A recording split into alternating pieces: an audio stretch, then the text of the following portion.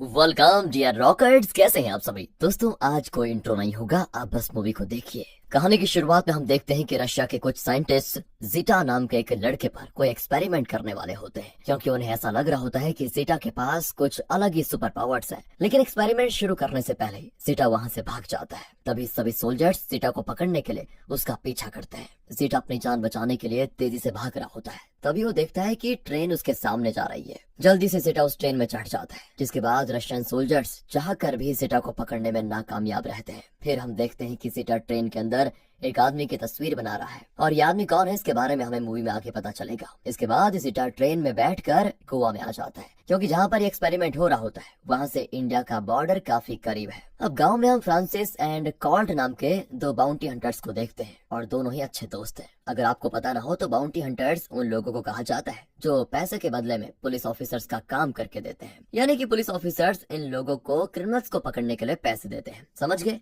और फिर बदले में ये उन्हें क्रिमिनल्स को पकड़ कर देते हैं। फ्रांसिस और क्लॉट भी पुलिस के लिए ही काम करते हैं, और जिन क्रिमिनल्स को पुलिस पकड़ नहीं पाती उन्हें पकड़ने का काम पुलिस इनको देती है। वहीं पर हम कमिश्नर श्याम को देखते हैं, जो फ्रांसिस से कहते हैं कि तुम्हें डिसूजा नाम के एक गुंडे को पकड़ना है। अब फ्रांसिस श्याम के कहने पर मिशन पे निकल जाता है। धीरे धीरे फ्रांसिस और कॉल्ट मिलकर डिसूजा का पता लगा लेते हैं और उसकी लोकेशन पर पहुंच जाते हैं, जहां फ्रांसिस डिसूजा के गुंडों को मार डालता है और डिसूजा को पकड़कर श्याम के पास लेकर जाने लगता है। तो उसी बीच रास्ते में फ्रांसिस की मुलाकात एंजेलिया से होती है, जो खुद भी एक पुलिस एजेंट है और वो भी एक बाउंटी हंटर है वैसे। और अब फ्रांसिस डिसूजा को श्याम के हवाले कर देता है, पर यहाँ एंजेलिया झूठ बोलती है कि उसने डिसूजा को पकड़ा है और उसके बदले पैसे मांगती है। फ्रांसिस कहता है कि ये झूठ कह रही है, इसने नहीं बल्कि मैंने डिसूजा को पकड़ा। और इससे होता यह है कि दोनों के बीच यहाँ पर खतरनाक बहस शुरू हो जाती है। उसी दौरान श्याम कॉल्ट से पूछता है कि फ्रांसिस और एंजेलिया हमेशा लड़ते क्यों रहते हैं। तब जवाब में कॉल्ट उन्हें बताता है कि कुछ साल पहले फ्रांसिस एंजेलिया से एक बार में मिला था और पहली नजर में उसे पसंद भी करने लगा था। दोनों के बीच प्यार शुरू हुआ,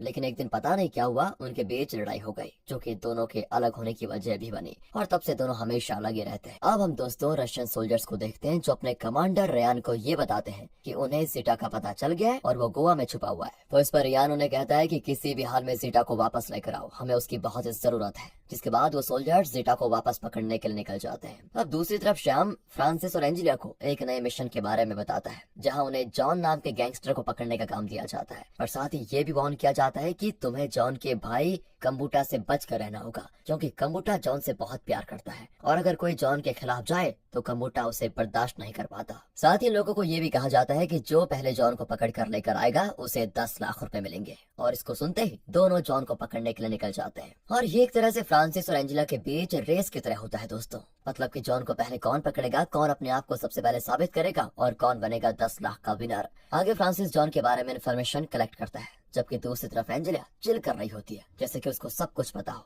और उसके दिमाग में तो ये भी चल रहा है कि जब फ्रांसिस सब कुछ पता लगा लेगा तो तभी वो भी वहाँ पहुँच जाएगी। कुछ देर के बाद फ्रांसिस को पता चल जाता है कि जॉन एक बोट में आराम से मजे कर रहा है, जिसके बाद फ्रांसिस और क्लॉट वहाँ पहुँचते हैं और जॉन को पकड़ने की पूरी कोशिश भी करते हैं। जिस दौरान दोस्तों वो इन पर गन शूट करने वाला होता है कि तब तक कॉल्ड फ्रांसिस के हाथ से गन लेकर जॉन को ही शूट कर देता है। लेकिन इससे फ्रांसिस को बड़ा गुस्सा आता है। वो आग बबूला होते हुए कहता है कि अरे तूने ये क्या कर दिया, अगर कंबूटा को पता चल गया कि हमने जॉन को मार दिया तो कंबूटा हमें कभी जिंदा नहीं छोड़ेगा। जिसके बाद दोनों चुपके से जॉन की लाश को बोट पर छोड़ कर निकल जाते हैं। लेकिन तभी फ्रांसिस और कॉल्ट बोट पर सीटा को देखते हैं। सीटा को देखकर दोनों की घबराहट शुरू। तो फ्रांसिस कॉल्ट से कहता है कि शायद इस बच्चे ने हमें जॉन का खून करते हुए देख लिया है, तो हमें यहाँ से जल्दी निकलना चाहिए। दोनों वहाँ से चले जाते हैं, पर सीटा फ्रांसिस को तब भी दूर से देख रहा होता है, जिससे हमें समझ पाते हैं कि शायद सीटा फ्रांसिस को पहले से जानता है। और जब फ्रांसिस और कॉल्ट वहाँ से निकलते हैं, तभी कुछ देर के बाद एंजेला वहाँ पर पहुँच जाती है। एंजेला तो जॉन की लाश देखकर शॉक हो जाती है, और सीन यहीं पर होता है कट। अगले दिन सुबह फ्रांसिस अपने घर में बैठा होता है, तभी कॉल्ट दौड़ते हुए आता है और कहता है कि मैंने जीटा को एंजेला के घर पर देखा है। लगता है एंजेला जीटा की मदद से जॉन के कातिल का पता लगाना चाहती है। फ्रांसिस भी ये सुनकर शॉक हो जाता है और बिना देरी किए एंजेला के घर पर पहुंचता है। वहाँ फ्रांसिस देखता है कि जीटा जॉन के कातिल का फोटो बना रहा है, और वो फोटो फ्रांसिस का ही है।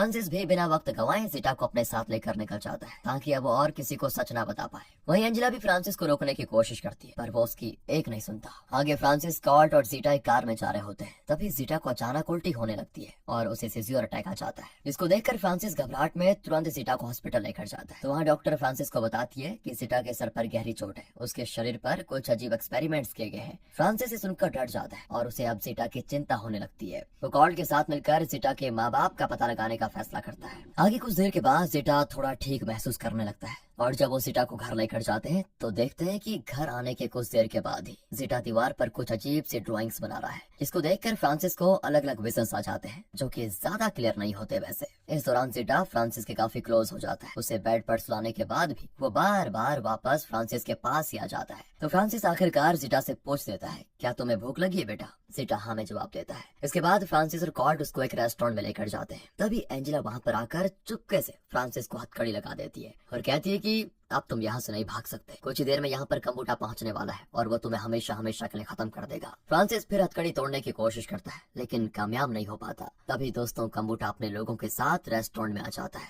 और फ्रांसिस अपने भाई की मौत का बदला लेना चाहता है अब। लेकिन उसी वक्त अचानक से वहाँ पर रशियन सोल्जर्स आ जाते हैं जो जीटा को ढूंढते हुए यहाँ पर आए थे और फिर अगले ही पल वहाँ पर गोलीबारी शुरू हो जाती है जिसमें कम्बूटा की जान चली जाती है। इन्हीं चीजों के बीच रशियन सोल्जर्स जीटा को पकड़ कर ले जाने लगते हैं और फ्रांसिस देखकर बहुत गुस्सा हो जाता है। वह हथकड़ी तोड़कर सोल्जर्स की कार का पीछा करता है। तभी यहाँ से कहानी जाती है पूरी तरह फ्लैशबैक में और यहाँ आपने भी दोस्तों गौर किया होगा कि फ्रांसिस जीटा से कुछ समय पहले मिला था। जब वो कुछ समय पहले मिला तो उसके लिए इतना परेशान क्यों है? ये सवाल तो आपके दिमाग में आया होगा ना। इसका जवाब है इस फ्लैशबैक में। स्वागत है। कहानी जाती है 1000 साल पहले, जब एक दिन रोमन सोल्जर का लीडर एंथनी अपनी सेना के साथ दुनिया पर कब्जा करने निकला था। तब उसे इंडिया के नजदीक 5 आइलैंड के बारे में पता चला, मंडिया, वेगांडू, मुक्काडू, आर्थी और पेरोमाची। एंथनी इन आइलैंड्स पर कब्जा करने के लिए कोडवा नाम के एक आदमी की मदद लेता है जो उन आइलैंड्स की भाषा को समझता था और उसे आइलैंड में रहने वाले लोगों के बारे में काफी कुछ पता भी था। एंथनी कोडवा से कहता है, मुझे पेरोमाची पर कब्जा करना है, तो अगर तुम मेरी मदद करोगे और एक पेरोमाची के सैनिक का हाथ काट कर लाओगे तो उसके बदले मैं तुम्हें 2 सोने के सिक्के दूंगा। ये सुनकर कोडवा के मन में लालच आ जाता है और वो कहता है कि ठीक है, मैं आपको 100 सैनिकों के हाथ काट कर ला के दूंगा, एक नहीं। फिर कोडवा अपनी पत्नी और बेटे के साथ पेरुमाची आ जाता है और कोडवे के बेटे का नाम जीटा होता है दोस्तों, जीटा। जिसके बाद कोडवा पेरुमाची के सरदार सिंघा से जाकर कहता है कि हमारे राज्य में कुछ मेहमान आए हैं और उन्हें बोट बनाने के लिए 100 लोगों की जरूरत है, इसलिए वो लोग आपकी सेना के 100 लोगों को अपने साथ ले जाना चाहते हैं और मुझे यकीन है आप उनकी मदद जरूर करोगे। अब सिंघा कोडवा की बातों में आकर दोस्तों अपने 100 सैनिक कोडवा के साथ भेज देता है, लेकिन कोडवा यहाँ सिंघा को धोखा देकर उन सभी से बड़ी चालाकी से अपने लोगों की मदद से सभी सैनिकों को बेरहमी से मार डालता है और इस तरह कोडवा एंथनी के पास लेकर जाता है 100 सैनिकों के हाथ को जो उसने काट दिए थे। तो एंथनी कोडवा से खुश होकर उसे 200 सोने के सिक्के देता है, यानी कि एक हाथ पर 2 सोने के सिक्के, तो 100 हाथ पे 200। फिर अगले दिन कोडवा फिर से सिंघा से जाकर छूट कहता है कि बोट बनाने के लिए हमें और 100 सैनिकों की जरूरत पड़ेगी, जिसके बाद सिंघा वापस से अपने 100 सैनिक कोडवा के साथ भेज देता है। लेकिन इस बार जब कोडवा उन सैनिकों को मारने वाला होता है तभी रघु नाम का एक सैनिक कोडवा से कहता है कि इस बार तुम्हारी चाल नहीं चलेगी और पिछली रात तुमने धोखे से हमारे सैनिकों को मार डाला था, लेकिन मैं अपनी जान बचाकर वहाँ से भाग गया था और अब तुम्हें कोई नहीं बचा सकता। इतने में दोस्तों वहाँ पर कंगा नाम का एक सोल्जर आ जाता है जो कि बहुत ही शूरवीर योद्धा है। पेरुमाची के सभी लोग कंगा से बहुत प्यार करते हैं। तब कंगा कोडवा से कहता है कि अब तुम्हें मुझसे कोई नहीं बचा पाएगा। फिर आखिर में कंगा कोडवा के सभी आदमियों को मार डालता है और सभी दुश्मनों का इस तरह अंत। जिसके बाद कंगा कोडवा को घसीटते हुए सिंघा के पास लेकर आता है। सिंघा कोडवा से कहता है कि तुमने बहुत सारे घरों को उजाड़ा है, काफी सारी औरतों को विधवा किया है, इसलिए तुम्हें जिंदा चलाकर मार देना चाहिए और यही मेरा आखिरी फैसला है। सभी लोग कोडवा को एक पेड़ पर बांध देते हैं और बांधने के बाद वो लोग कोडवा को जिंदा जला देते हैं। कोडवा की पत्नी ये सब देखकर बहुत दुखी हो जाती है, लेकिन कोडवा की पत्नी अपने पति के बिना रह नहीं पाती। उसके अंदर बदले की आग जलती है। कोडवा की पत्नी कंगा से कहती है कि मैं भी आग में कूदकर अपनी जान देने जा रही हूँ, मेरे मरने के बाद तुम मेरे बेटे का अच्छे से ख्याल रखना। इतना कहने के बाद कोडवा की पत्नी आग में कूदकर अपनी जान दे देती है, जिसके बाद जीटा की सारी जिम्मेदारी कंगा पर आ जाती है। कंगा सभी से कहता है कि आज जीटा मेरा बेटा है और मैं कोडवा की गलती की सजा उसके बेटे को नहीं दे सकता हूँ। सभी लोग कंगा को काफी समझाते हैं कि हमें जीटा को भी मार देना चाहिए,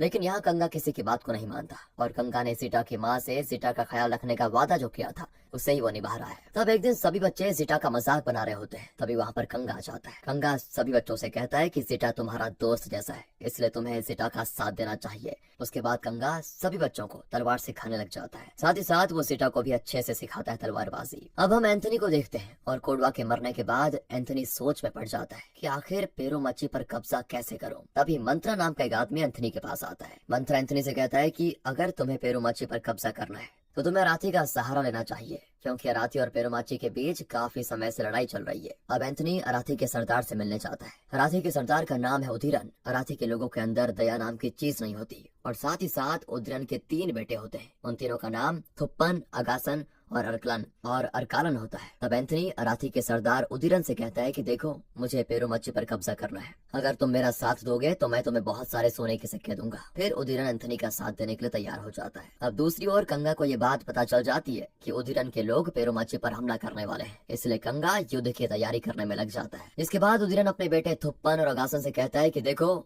युद्ध से पहले पेरुमची के लोग अपनी देवी की पूजा करते हैं और अगली सुबह पेरुमची के सभी सैनिक तालाब में नहाने जाने वाले हैं, तो तुम सभी को उसी समय का इंतजार करना होगा और तभी पेरुमची पर हमला करना होगा। अब रात के समय कंगा और बाकी सैनिक अपनी देवी की पूजा करते हैं। अगली सुबह कंगा सभी सैनिकों के साथ नहाने जा रहा होता है, लेकिन इतने में थुप्पन और अगासन कंगा पर हमला कर देते हैं। कंगा थुप्पन और अगासन से लड़ने लग जाता है। लड़ाई में थुप्पन को जान से मार भी डालता है। धीरे धीरे सभी दुश्मनों का अंत होता है। तभी वहाँ पर सीटा पहुँच जाता है। कंगा सीटा से कहता है कि तुम जाकर मेरी तलवार लेकर आओ, जिसके बाद सीटा भागते हुए कंगा की तलवार लेने के लिए जाता है। अब सीटा तलवार लेकर कंगा को देने आ ही रहा होता है, लेकिन कंगा को ये बात पता नहीं होती कि सीटा उस तलवार से कंगा पर ही वार करने वाला है। और जब कंगा अगासन से लड़ रहा होता है, तभी सीटा कंगा पर तलवार से वार कर देता है। कंगा को अपनी आंखों पर विश्वास ही नहीं हो पाता, क्योंकि कंगा ने सीटा को अपने बच्चे की तरह संभाला था। तब सीटा कंगा से कहता है कि मुझे काफी दिनों से इस पल का इंतजार था और आज मैंने अपने पापा की मौत का बदला ले लिया है। इतना कहकर सीटा वहाँ से भाग जाता है। तलवार लगने की वजह से कंगा काफी घायल भी हो जाता है, लेकिन घायल होने के बाद भी कंगा अगासन को जान से मार डालता है। साथ ही साथ कंगा भी बेहोश हो जाता है, जिसके बाद पेरुमची के सैनिक कंगा को वापस लेकर आ जाते हैं। साथ ही साथ कंगा का अच्छे से इलाज किया जाता है। अब जब अगली सुबह कंगा की आंख खुलती है तो कंगा हर जगह सीटा को ढूंढने लग जाता है, लेकिन पूरे गांव में सीटा कहीं नजर नहीं आता। फिर वो सीटा को ढूंढने के लिए जंगल चला जाता है और काफी ढूंढने के बाद उसे सीटा मिल जाता है। वो सीटा से कहता है कि मैं जानता हूँ तुम अपने पापा की मौत का बदला मुझसे लेना चाहते हो और मैं खुशी खुशी तुम्हारे हाथों से मरने के लिए तैयार हूँ, लेकिन उदीरन कभी भी पेरुमची पर हमला कर सकता है, इसलिए मुझे अपने राज्य की रक्षा करनी होगी और उसके बाद तुम मुझे अपने हाथों से मार डालना, बस एक बार मैं पेरुमची को बचा लूं। इसके बाद कंगा सीटा को वापस से सभी लोगों के बीच में लेकर आता है। वहाँ सभी लोग सीटा पर बहुत गुस्सा होते हैं कि इसने धोखा दिया। अब कंगा सभी से कहता है कि सीटा के साथ मैं काली जंगल जाऊंगा, क्योंकि वहीं से मागी का प्लान शुरू करेंगे। कंगा और सीटा पेरुमची छोड़कर काली जंगल में आ जाते हैं। अब दूसरी तरफ उदीरन अपने दोनों बेटों की लाश देखकर अंदर से बहुत गुस्से में आ जाता है। उदीरन के अंदर कंगा से अपने बेटों की मौत का बदला लेने का भूत सवार होता है। वो फैसला करता है कि वो तब तक अपने बेटों की लाश को नहीं जलाएगा जब तक वो कंगा को मार नहीं डालता, और इस तरह उदीरन पेरुमची पर हमला करने के लिए कई तरकीब बनाता है। जिसके बाद जब कंगा और सीटा काली जंगल में जा रहे होते हैं, तभी एक मगरमच्छ सीटा पर हमला कर देता है। यहाँ तक कि वो सीटा को जान से मारने वाला होता है, लेकिन कंगा अपनी जान पर खेलकर उस मगरमच्छ को मार डालता है। फिर उसके बाद सीटा की चोट पर दवाई लगाता है,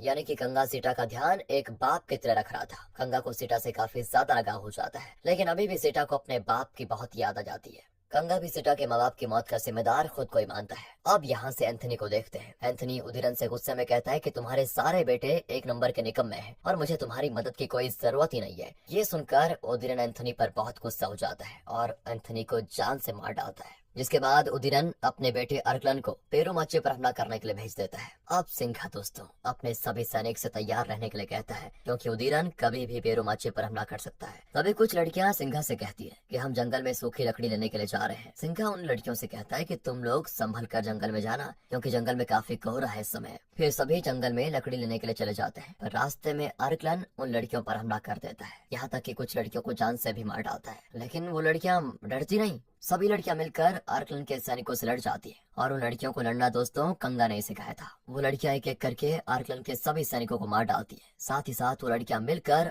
अरकलन को भी जान से मार डालती है। और जब ये बात सिंघा को पता चलती है कि अरकलन ने औरतों पर हमला किया था, तो सिंघा एक सभा बैठाता है। उस सभा में 5 वायलेंट के सरदार आते हैं। तो यहाँ सिंघा उदीरन से कहता है कि तुम्हारा बेटा एक नामर्द है, क्योंकि उसने औरतों पर हमला किया था, इसलिए तुम्हें अपने बेटे की लाश को लेकर चुपचाप यहाँ से चले जाना चाहिए। तब अपने बेटे की लाश को देखकर उदीरन अंदर से काफी गुस्सा हो जाता है। वो सिंघा को बहुत मारता भी है, साथ ही साथ जंग का ऐलान भी कर देता है उदीरन। और फिर मरने से पहले सिंघा कंगा को यह खबर पहुंचा देता है कि उदीरन अपनी सेना के साथ पेरुमाची पर हमला करने वाला है। लेकिन तभी दोस्तों उदीरन सिंघा को पूरी तरह मार डालता है, जिसके बाद उदीरन पेरुमाची पर हमला करने के लिए हो जाता है तैयार। लेकिन इतने में एक सिपाही उदीरन को बताता है कि तुम्हारा दुश्मन कंगा काली जंगल में छुपा हुआ है। अब उदीरन अपनी सेना के साथ काली जंगल में जाता है। उदीरन की सेना जंगल में कंगा पर हमला कर देती है, लेकिन कंगा काफी बहादुरी से सारी सेना को मार डालता है। तब उदीरन समझ जाता है कि काली जंगल में कंगा को नहीं मारा जा सकता, इसलिए वो जीटा को पकड़कर बोट के बाहर बांध देता है। साथ ही साथ प्रेजेंट में भी जब फ्रांसिस जीटा को बचाने जाता है तो सारे सोल्जर्स फ्रांसिस पर फायरिंग करने लग जाते हैं और गोली लगने की वजह से फ्रांसिस काफी घायल हो जाता है।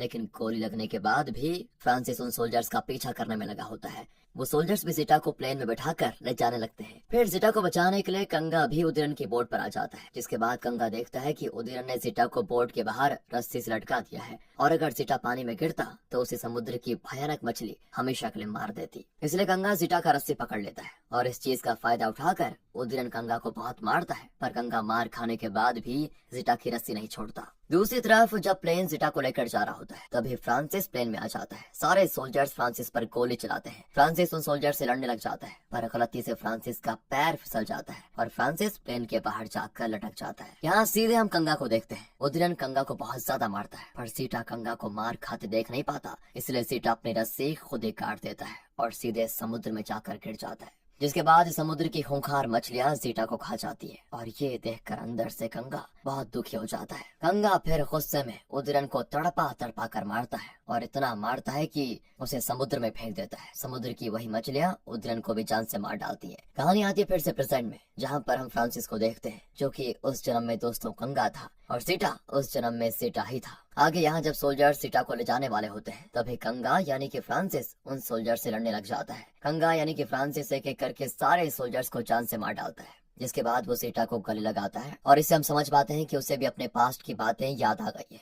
कंगा फिर जीटा से वादा करता है कि पिछले जन्म में मैं तुम्हें बचा नहीं पाया, लेकिन इस जन्म में मैं अपनी जान देकर भी तुम्हारी रक्षा करूंगा। कहानी फिर से फ्लैशबैक में जाती है। अब हम देखते हैं कि अराथी आइलैंड के लोग उदीरन की लाश को जलाने वाले होते हैं, पर तभी वहाँ पर रथान आ जाता है। रथान दोस्तों उदीरन का नाजायज औलाद है और उदीरन के मरने के बाद अराथी आइलैंड का राजा रथान ही बन जाता है, जो कि शायद अब कंगा से अपने पिता की मौत का बदला लेगा। अब करंट में हम रशियन कमांडर रेयान को देखते हैं और यहाँ बहुत ही शॉकिंग चीज रिवील होती है कि रेयान ही पिछले जन्म में रथान था दोस्तों। और अब रेयान को अपने पास्ट के बारे में सब चीजें याद आ जाती है। फिर रेयान फैसला करता है कि वो जीटा और फ्रांसिस को अब जिंदा नहीं छोड़ेगा, उन दोनों से अपने पिता की मौत का बदला जरूर लेगा इस जन्म में। आगे दिखाते हैं तो फ्रांसिस जीटा को अपने घर पर लेकर जाता है। इसी के साथ ही कहानी यहाँ पर खत्म होती है। बाकी दोस्तों मिलते हैं आपसे अगली वीडियो में। ध्यान रखेगा अपना। Thanks for watching.